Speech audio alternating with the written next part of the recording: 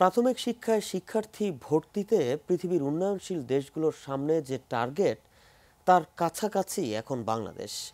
তবে চ্যালেঞ্জ হয়ে দাঁড়িয়েছে দেশের প্রত্যন্ত অঞ্চল। কারণ শুধু সুনামগঞ্জের হাওর অঞ্চলেই ঝরে পড়ছে প্রায় ৩৬% শিক্ষার্থী।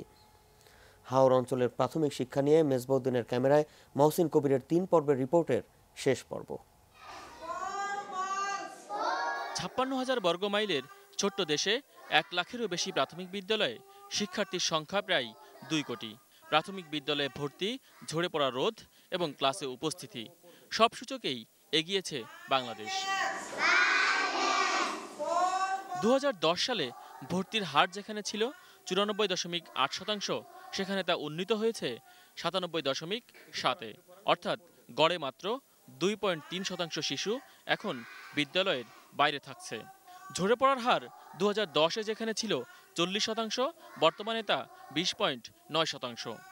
সব দিক দিয়েই তো ভালো, ভিজিটটা অনেকগুলি আমরা পূরণ করতে পেরেছি। কিন্তু মানের দিক থেকে কতটুকু এগিয়েছে এই পরিসংখ্যান? ফলে কাগজে কলমে আমাদের অনেক কিছু হচ্ছে, সবচেয়ে বড় সমস্যা মানের সমস্যা।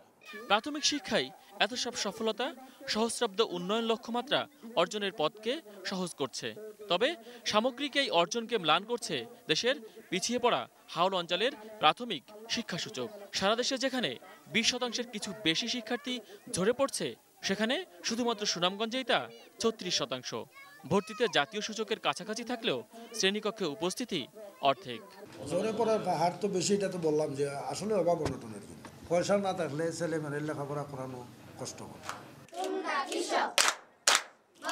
হাওড়ের প্রাথমিক শিক্ষার এই চিত্র পরিবর্তনে সরকারের সহযোগী হিসেবে কাজ করছে বেশ কিছু বেসরকারি প্রতিষ্ঠান, যার মধ্যে সুনামগঞ্জ জেলাতেই ১৬০০-এর বেশি বিভিন্ন ধরনের প্রাথমিক বিদ্যালয় পরিচালনা করছে ব্র্যাক।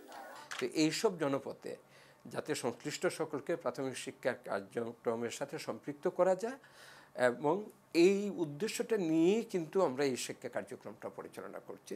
দেশের অন্য যে কোনো অঞ্চলের তুলনায় পিছিয়ে থাকা হাওড় অঞ্চলের প্রাথমিক শিক্ষার চিত্র যেন দেশের গড় সূচককেই পিছিয়ে না দেয়, সেজন্য সরকারের বিশেষ নজর দাবি করেছেন বিশেষজ্ঞরা। হাওরের প্ল্যানটা এটা বিভিন্ন, এখন আমরা ফাইনাল করিনি, বিভিন্ন জায়গা থেকে বিভিন্ন রকম যেমন সাজেশন আসছে। যে আলাদা পরিকল্পনা অলরেডি তো আছে।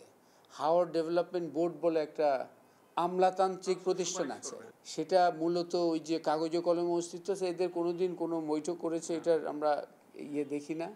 সুতরাং আলাদা করে কিছু করার এটা না করে রেগুলার সিস্টেমটাকে যদি ইমপ্রুভ করার চেষ্টা করা যায়, সেখানে অ্যাকচুয়ালি আসবে। মহসিন কবির, এটিএন নিউজ, সুনামগঞ্জ।